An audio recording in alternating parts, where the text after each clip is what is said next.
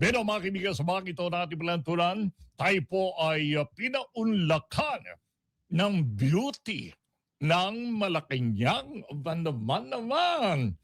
Thank you, JR, sa coordination mo. Nasa kabilang communication natin sa Zoom, si Yusek Claire Castro, mga kaibigan, Presidential Communications Office. Welcome po sa ating planto ng Kasanggabo Langit sa pamamagitan po ng Abante Radio Television at ng Billionaire News Channel. Welcome, Yusek. Magandang umaga po. Yes, good morning, Sir Ray. Good morning sa lahat na sumusubaybay sa inyong programa. Magandang umaga po sa inyo lahat. Opo, despite of your hectic schedules po, ay napagbigyan nyo yung ating palatuntunan. Thank you, Yusek, for that. It's my pleasure po. Karangalan ko po. Yusek, to start with, sa kabila po ng patuloy na pagtaas po ng presyo ng langis, nabanggit po ata ng palasyo na nanindigan ng palasyo na hindi critical ang sitwasyon upang magdeklara po ng State of the Nation Emergency? Opo. Kasi po, Sir Ray, nakausap din po natin si Sec. Sharon Garit ng DOE. Na pag sinabi natin critical, dalawa lang po yan presyo, supply. Sa ngayon po kasi yung supply ay nananatili po na tama po, na okay pa po ang ating supply. At pati po ang PNOC, patuloy din po na bumibili. Meron po silang bibili ng 1 to 2 million barrels po ng fuel, crudo, para po if ever na mahirapan ang mga private companies, meron po tayong buffer stock. So, siguro ang critical po ngayon ay presyo. Alam naman natin kapag yung sa, kumbaga, sa law on supply and demand, kapag marami ang nangangailangan at konti ang supply, medyo tumataas talaga yung presyo. Hindi lang po ito sa Pilipinas. Pandaigdigan po ang naging epekto dito sa naging sigalot, no, sa Middle East.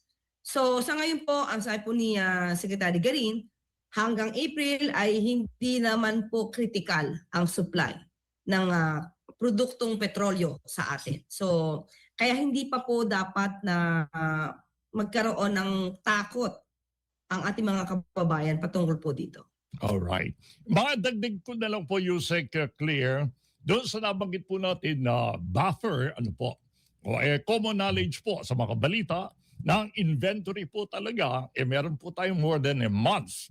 Yung iba, ang description na 1.5 month, ang iba 2 months.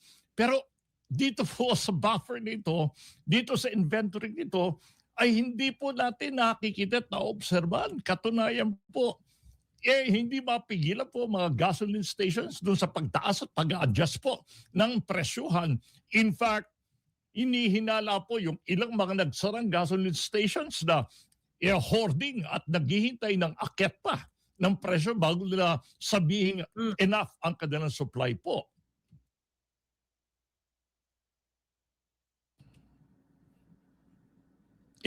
Ano po reaction nyo ron, Yusek? Ganito kasi yan, sir. Okay po ba yung aking audio? Nandinig niyo po ako? Opo. Nawawala. Okay. Kasi ganito po yan. Yan din po ang explanation ni Secretary Garin. Na dahil tayo, ang tendency natin ngayon, punuin yung tangke ng ating, kumbaga sasakyan, tangke ng gasolina ng ating sasakyan.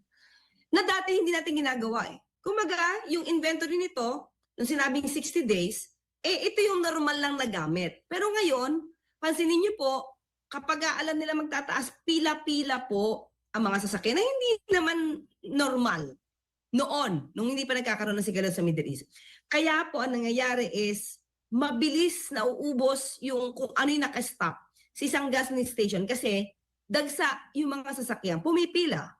Na, kumbaga, sabi nga ni Secretary Garin, hindi naman to kailangan tayong matakot dahil ang supply po ay na-maintain naman po. Yung supply ng petrolyong, produktong petrolyo ay na-maintain naman po ng ating gobyerno. But because nagpa-panic buying ang mga karamihan sa atin na dapat hindi, yan po yung nagiging epekto. Parang tuloy nagkakaroon ng kakulangan yung supply. Kasi talagang, sabi nga ni Secretary Garin, yung tangke sa isang gasoline station, may limitasyon yan. Pag naubos po talaga yan, most probably sa susunod na supply na lang ulit yan. madadagdagan o mapupunan. So, hindi po tayo dapat mag-panic buying. Although, ang hirap po kasing sabihan on my part na huwag tayo mag-panic buying kasi iba rin po yung nararamdaman ng ibang tao eh. Opo. Na pagka tumaas ang presyo, dapat punuin ko to. Dapat lahat ng sasakyan ko merong naka-full tank. Yung iba Di nga ba? nagdadala So, pa ng nangyari- extra container pero delikado po yan. Yun po, di ba? Yun po yung nangyayaring problema na dapat na hindi natin ginagawa nung wala pa yung nangyayari sa Middle East. Kung ano lang po, minsan sa kahit kalahati lang yung laman ng tangke ng gasolina ng gas tank natin sa sasakyan, hindi pa tayo nagpapa-full tank. Ngayon parang pagkalahati pa lang magpapa-full tank ka na. So, ganun po yung nangyayaring effect. So, sana hindi po. Pero ang hirap makiusap kung ibang mga kababayan natin, nandoon yung fear. Pero sabi nga natin, kaya hindi naman po magdedeklara ang Pangulo sa ngayon po, ng state of emergency. Dahil po, ayon kay Secretary Garin, yung supply po ng products or produktong petrolyo ay nakakaya pa po, na-manage pa po. So wala po dapat katakot. Alright. And madako po tayo, Yusek, doon sa emergency powers. Ano po? Ngayong pasado na po, ang emergency powers po ng ating Pangulo sa Kongreso, sa tansya po ninyo, gano'n ang itatagal po bago matanggal po yung excise tax na target po natin? Madali po ito. Minamadali po. Inaaral pa rin po ngayon kasi ang rekomendasyon po ay manggagaling sa Development Budget Coordination Committee. So sa ngayon lang po, inaaral po yan at sinasabi din po ni Secretary Garin talaga pong kailangan balansehin kung ano ang ibabawas, full ba, reduction lang. So kailangan balanse po kasi para hindi rin po maapektuhan yung supposed to be na tax na sana makakatulong din sa gobyerno para sa pang-ayuda sa ating mga kababayan. So, hindi po magtatagal to dahil ang Pangulo po mismo ang nag-request para magkaroon ng emergency power para po magkaroon ng authority kung mabawasan, matanggal ang excise tax sa mga petrolyong product ng petrolyo. Yan. Mahalaga po, Yusek, ang binanggit yung yan, para magkaroon po ng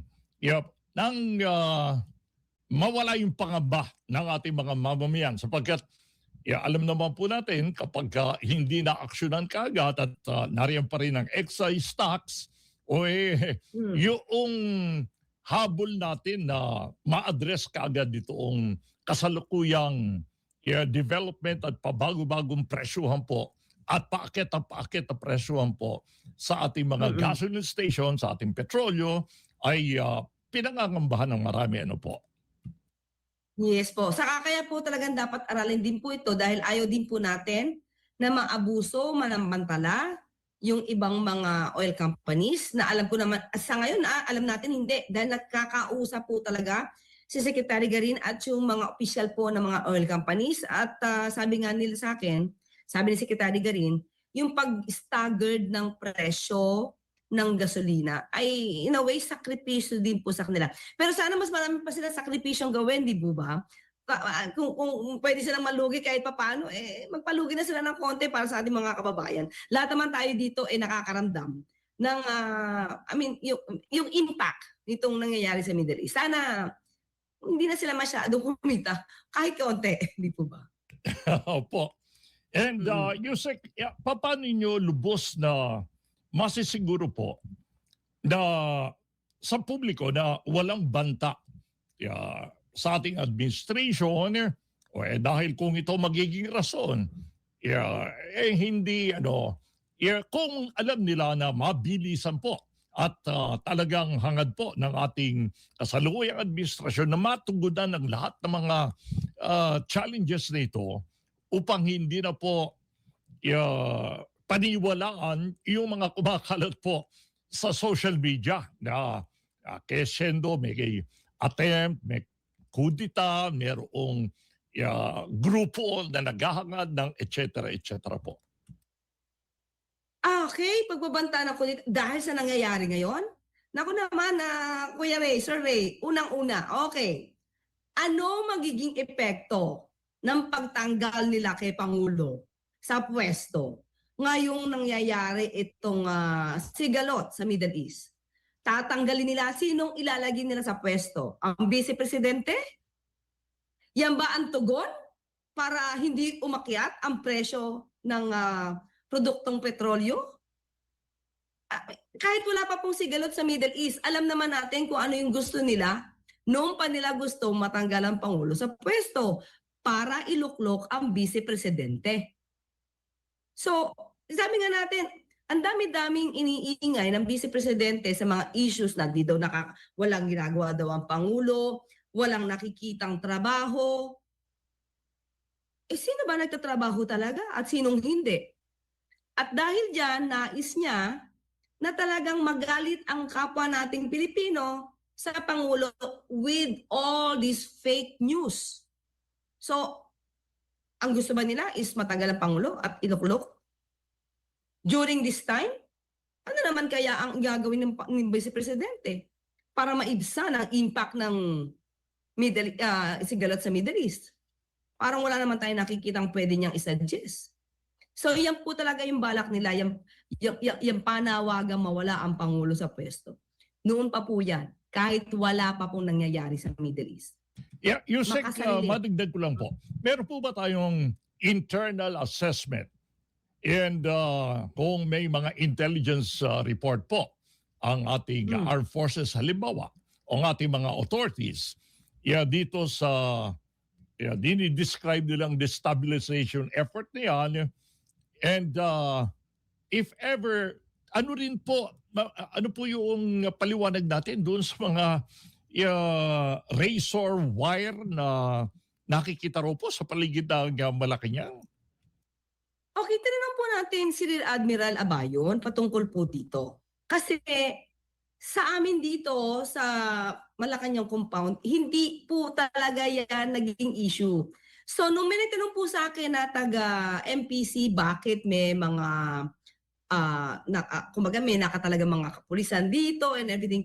So mismo ang PMS na tinanong namin, hindi nila alam yung issue na sinasabi na banta ng kudita. Kasi ganito lang yan, Sir Rey. Yung deck yan, nasabi nila parang may pagbanta ng kudita. Ang Pangulo po, umalis at pumunta sa Cebu, maghang nagtrabaho sa Cebu at nandun din po kami. Kaya nga nagtataka kami dito sa chismis ng kudita. At tingin ko, yan talaga yung pinapakalat ng mga obstructionists at mga destabilizers na to para mawindang na naman ang mga kababayan natin, mag-isip na naman. Pero ito po ay usual na proseso po for the readiness ng mga personnel and units. Yan po ang paliwanag ni Rear Admiral Abayon. So, ito lagi ang gustong iparating eh. Sabi nga natin, itong mga obstructionists and destabilizers, walang ginawa kundi manggulo sa trabaho ng gobyerno. At ngayon, sasabihin nila, o tingnan nyo ang ekonomiya, bumabaksak. When in fact, sila ang isa sa factor. No? They are one of the factors no? na nagiging cause kung bakit naaapektuhan ang ating ekonomiya sa kanilang ingay, sa kanilang mga fake news, sa kanilang pagdidestabilize. Yun lang naman yun eh. Kung tahimik sila at nakikipagtulungan sila sa gobyerno, nakikipagtulungan sila sa Pangulo, at wala silang ginagawang fake news, hindi ganitong epekto sa atin. Sobra talaga silang gumawa. Gusto na talaga masira ang pamamahala ng gobyerno. Pero anyway, ang Pangulo hindi naman sila pinapansin. Trabaho lang ng trabaho po ang Pangulo. Opo. And kung sabagay, naobserbahan po natin yan, almost everyday po, nasa event ang ating Pangulo at sinasaksi niya mga developments tulad din po noong pinuntay niya kahapon doon sa payout ng mga suporta po sa mga tricycle drivers. Ano po. Yusek, since ito po ay common na observation sa mga palengke, presyo po nagtaasan. Ano daw po ang take ng Malacanang sa panawagan po ng simpleng mga manggagawa na taasan din po ang kanilang sahod?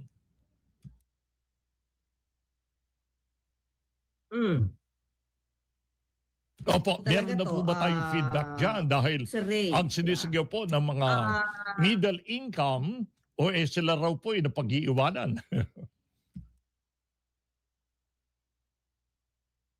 Ah, kasi po ang pagtaas ng sweldo, alam na po natin yung Regional Tripartite Wage Board ay every year po 'yan ay talagang nagtataas po ng sweldo sa mga manggagawang Pilipino. Siguro po sa Kongreso na lang kung ano po ang magiging pasya nila, kung ano po ang gagawin nila, kung ano man ang itataas ng sweldo. Pero on the part of the DOLE and part of the executive, ginagawa po ito. Kahit po paunti-unti, 50 pesos sa taas, ginagawa po ito every year po halos. Mm. Yusek, sa samantali ko pa pagkakataon, bagamat ba at this point in time, alam kong maring wala pa rin po reaksyon ang palasyo o ang ating Pangulo, doon po sa isang major, may tutuloy kong major development po sa Middle East, doon sa announcement po ng Iran na ngayon ay bubuksan nila ito pong Strait of Hormuz na dating napabalita po na hindi nila papayagan dumaan ng ibang mga bansa. Ano po? Ngayon po, bubuksan nila provided ito pong dala-dala nilang mga oil. Nabili sa RMB, Chinese yuan at hindi po US dollars. Ito po ba napag-usapan na sa Malacanang? Hindi pa po, personally sa akin, hindi pa po nakarating. Pero tatawagan ko po sa Secretary Sharon Garin kung nakarating na po to sa kanila. Tatanungin ko po siya mismo, diretso po. Sa ngayon, wala pa dahil po. siyempre, yung paglilipat po ng petrodollar sa petro-yuan, napakatinding maging problema. Of course, hindi lang po problema natin ito. Problema po ng mga bansa na ang kalakaran sa pagbili nila ng oil ay dollar, pero ngayon papayagan lang na dumaan dito sa sensitive na area po ng Strait of Hormuz kung ang ginamit po sa pagbili ay yuan. Ano po? Alam natin ito po isang major strategic na attempt para po sa mundo.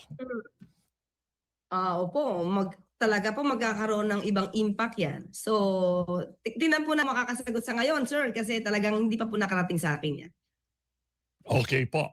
And alam kong sabi nga ni JR ay meron po kayong appointment, ma'am.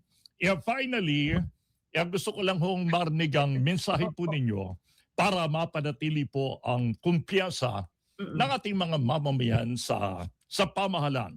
Sa gitna po ng mga challenges na yan, sa gitna ng oil crisis nating kinakaharap at doon sa mga aligasyon ng destabilization po. Opo.